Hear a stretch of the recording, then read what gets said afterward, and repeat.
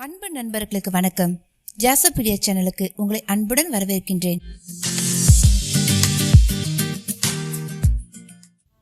இன்னைக்கு நாம கேட்க போற கதை அனுமன் காவியம் அத்தியாயம் 17. கதைக்குள்ள போகிறதுக்கு முன்னாடி என்னுடைய சேனலை நீங்க இதுவரை சப்ஸ்கிரைப் பண்ணலனா சப்ஸ்கிரைப் பண்ணிடுங்க. அப்படியே மறக்காம பக்கத்துல இருக்க அந்த பெல் ஐகானை பிரஸ் பண்ணுங்க. சரி, வாங்க நாம கதைக்குள்ள போகலாம்.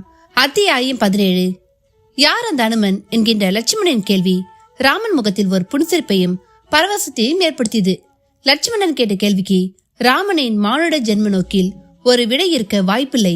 மாறாக, எனக்கு என்ன தெரியும் லட்சுமணா, அவனை பார்க்கும் பொழுது யார் என்பது தெரிந்துவிடப் போகிறது என்று ஒரு பதிலை தான் கூற முடியும். ஆனால் சூட்சும பார்வையில் அதனுள் பற்பல பதில்கள் இருப்பதை உணரலாம்.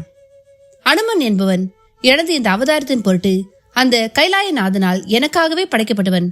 அது மட்டுமா, விலங்கினமாய் அதிலும் மரத்துக்கு மரம் தாவும் மந்தி இனத்தில் தோன்றிய போதிலும் மதியில் அருளை நிரப்பிக் கொண்டதனால் தேவனாக போகிறவன். அடக்கம், வீரம், பணிவு, கனிவு, கருணை போன்ற ரசமான உணர்வுகளுக்கு மிக சரியான ஒரு உதாரணமாகவும் ஆகப் போகிறவன் என்று அதற்கான பதில்களும் விருந்து கொண்டே போகிறது.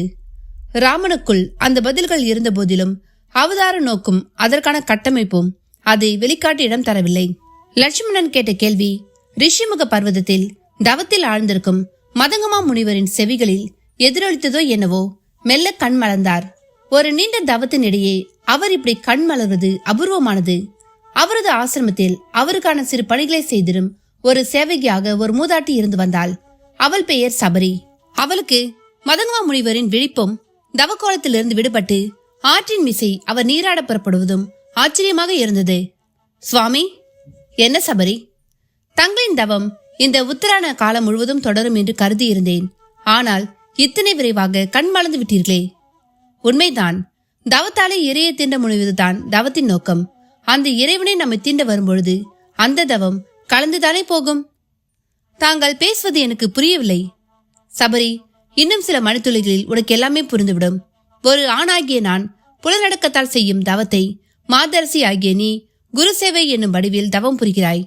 உனது தவம் எனது தவம் அனைத்துக்கும் முக்தி கிட்டும் வேலை நெருங்கிக் கொண்டிருக்கிறது. மதங்க முனிவரின் பேச்சு சபரிக்கு புதிராகவே இருந்தது.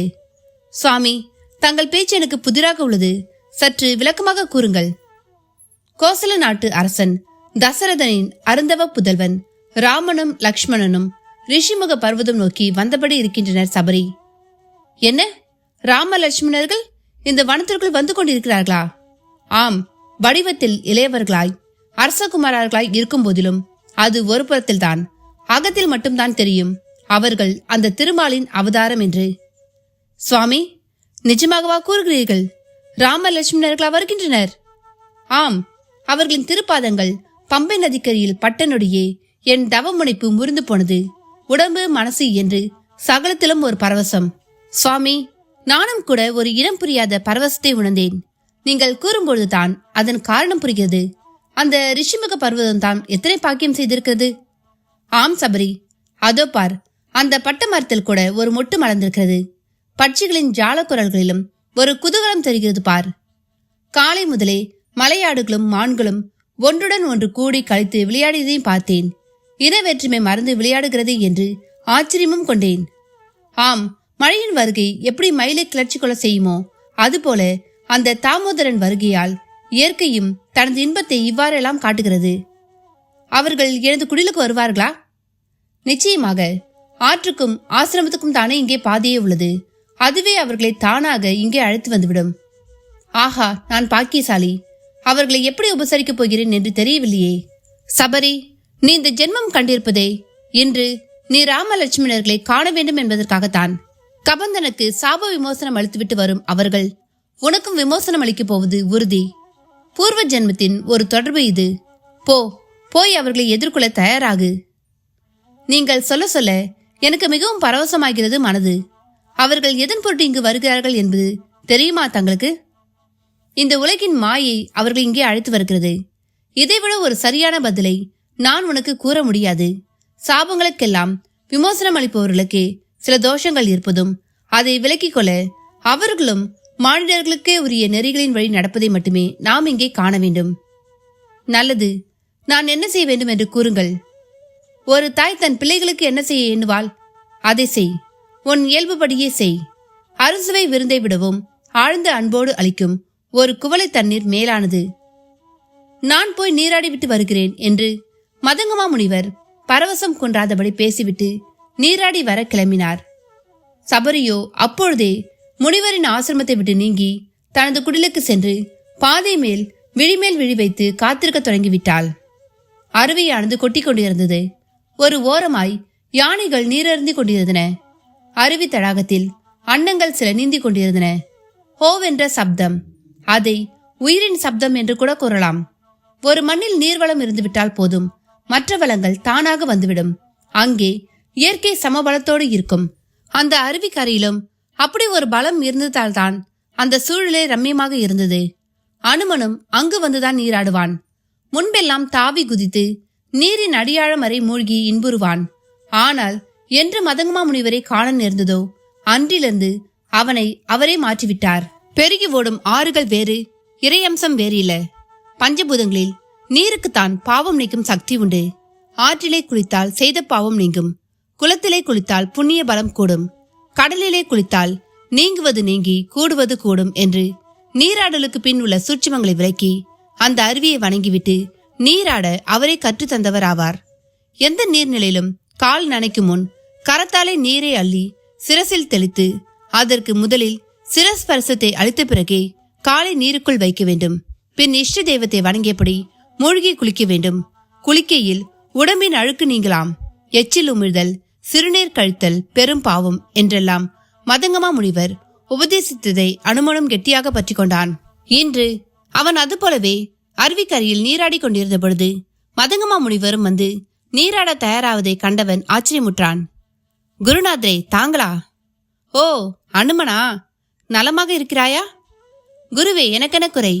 தங்கள் ஆசிகளால் நான் நலமாகவே உள்ளேன். சுக்ரீவன் நலமாக இருக்கிறானா? இந்த ரிஷிமுக பர்வதத்தில் இருக்கும் வரை அவனுக்கு ஒரு குறை வந்து விடுமா? வரத்தான் நீங்கள் விட்டுவிடுவீர்களா? வாலிக்கு நான் அளித்த சாபம் உங்களுக்கு அளிக்கப்பட்ட வரமாகிவிட்டது. மகிழ்ச்சி, மிக்க மகிழ்ச்சி.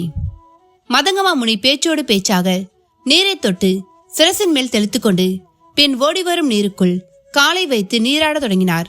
அருகில் அவர் அவிழ்த்து போட்டிருந்த ஆடைகள். அனுமன் ஓடிச் சென்று அவற்றை எடுத்து அழுக்கு போக கசக்கி ஓரமாய் காய வைக்கவும் செய்தான். நீராடிவிட்டு வந்து பார்த்தவருக்கு அவனது வேகமான செயல்பாடு இன்பம் அளித்தது. அனுமனும் பணிவாக கைகளை கட்டிக்கொண்டு, குருவே, தங்களை நான் ஒன்று கேட்கலாமா என்று கேட்டான். தாராளமாக கேள். எவ்வளவு நாளைக்குதான் சுக்ரீவன் இப்படியே இந்த வனத்தில் இருப்பது? பாவம் அவன் மனைவி. அவள் வாலியிடம் சிக்கி ஒரு அடிமை போல் துன்பப்படுவதாக செய்திகள் வந்தபடி இருக்கின்றன. புரிகிறது அனுமனே, கவலைப்படாதே. காலம் கனிய தொடங்கிவிட்டது என்று மட்டும் கூறிய மதங்கமா முனிவர் ராம் லட்சுமணர்களை பற்றி அனுமனிடம் கூற விரும்பி பின் தன் கருத்தை மாற்றிக்கொண்டு, வரவேண்டியவர்கள் வந்துவிட்டார்கள். பல பழைய கணக்குகள் தீரப்போகின்றன. புதிய கணக்குகளும் ஆரம்பமாக போகின்றன என்று சூசகமாகவே குறிப்பிட்டார். வரவேண்டியவர்கள் வந்துவிட்டார்கள் என்றால்? அனுமன் அடி கோடிடுவது போல் கேட்டான். சிரித்தார் முனிவர். அதற்கு மேல் பதில் எதுவும் கூறாமல் கைகளை உயர்த்தி ஆசீர்வதித்துவிட்டு ஆசிரமம் நோக்கி நடக்க தொடங்கினார். பம்பைக்கரை ஓரம் சபரியின் ஆசிரமத்தில் ராம் லட்சுமணர்கள். சபரி அவர்கள் முன் கண்களில் ஆனந்த கண்ணீரோடு நின்றபடி இருந்தாள். இருவரின் திருவடிகளையும் பார்த்தாள். அவர்கள் வனமீசை கால் தேய நடந்து வந்ததால் சின்னஞ்சிறு சிராய்ப்புகள் தெரிந்தன. மண்டியிட்டு அந்த சிராய்ப்பை தொட்டு அவளுக்கே வலிப்பது போல் சிலித்து கொண்டாள். தாயே, என்ன இது? தாங்களா என் பாதம் தீண்டுவது? ராமன் கால்களை பின்னுக்கு இழுத்துக்கொண்டான். ராமா, கால் நோக நீ நடந்து வந்த தடயங்கள் என் மனதை நோக வைக்கின்றன. எந்த திருவடிகளை நினைத்தாலே விமோசனம் கிட்டுமோ அந்த திருவடிகளை தீண்ட கிடைத்த ஒரு வாய்ப்பை எனக்கு நீ அளிக்க மாட்டாயா? சபரி கெஞ்சும் குரலில் கேட்டாள். தாயே, தங்களின் பேரன்பை கண்டு நான் நெகிழ்கிறேன். தங்களுக்குள் நான் என் தாய்களான மூவரையுமே ஒரு சேர பார்க்கிறேன். உங்களுக்கு நான் பதிலுக்கு என்ன கைமாறு செய்ய போகிறேன் என்று ராமனும் நெகிழ்ந்து கேட்டான். கைமாறா? அப்பா, உன்னை கண்டதே எனக்கு பெரும்பேறு. அது சரி, என் செல்வங்களே, நடந்தே வந்திருக்கும் உங்கள் முகத்தில் நான் களைப்பின் சாயலை பார்க்கிறேன். உங்களது களைப்பை போக்குவதே என் முதல் பணி. இவ்வேளையில் இங்கு நேற்று நான் பறித்து வந்த கனிகள் உள்ளன. அவற்றை நீங்கள் உட்கொள்ள வேண்டும். நான் தர விரும்பும் கனிகளை உண்டு என்னை மகிழ்விப்பீர்களா? சபரி கேட்டதோடு எழுந்து சென்று ஒரு ஓலை குடலைக்குள் போட்டு வைத்திருந்த இலந்தை பழங்களை எடுத்து வந்தாள். அவற்றில் பல பழங்கள் பருவ மாற்றம் காரணமாக சுண்டி சுருங்கி விட்டிருந்தன. அவற்றில் ஒன்றை தன் வாயில் போட்டு சுவைத்து பார்த்த சபரி சற்றே முகம் கோணி போய் அதை அப்படியே விழுங்கிவிட்டு பூஞ்சை பூத்த விழிகளால் பார்த்து பார்த்து சில கனிகளை வெளியே எடுத்து அதையும் தன் பருக்களால் லேசாக கடித்து நாக்கால் வருடி இனிக்கிறதா என்று பார்த்துவிட்டு பின் இந்த கனி இனிக்கிறது, இது நன்றாக உள்ளது, ஆஹா இது பிரமாதமாக உள்ளது என்று பார்த்து பார்த்து தந்தாள். லட்சுமணன் வியப்புடன் சபரியின் செயலை பார்த்தபடி இருக்க ராமன் அந்த பழங்களை ஆசையாக சாப்பிட்டான். முகத்தில் சீதை குறித்து தேங்கி கிடந்த சோகத்தை எல்லாம் தூக்கி ஒரு ஓரத்தில் வைத்துவிட்டு சபரியின் கைகளை பற்றி கண்களிலும் ஒற்றிக்கொண்டான். எச்சில் செய்த கனிகளை தருகிறோம் என்கிற எண்ணமே சபரிக்கு இல்லை. எச்சில் பட்டதை உண்கிறோம் என்கிற எண்ணம் ராமனிடமும் இல்லை, அண்ணனுக்கே இல்லை, தம்பியிடம் மட்டும் இருக்குமா என்ன? கனியமுது செய்தாகி விட்டது. அடுத்து என்ன நண்பர்களே, கதையை கேட்டீங்களா? இந்த கதையோட தொடர்ச்சி உங்களுக்கு அடுத்த பாகமா வரும். அதுவரை இந்த கதையை கேட்டுட்டு உங்களுடைய கருத்துக்களை பதிவிடுங்க, லைக் பண்ணுங்க, உங்க நண்பர்களுக்கும் ஷேர் பண்ணுங்க. நன்றி, வணக்கம்.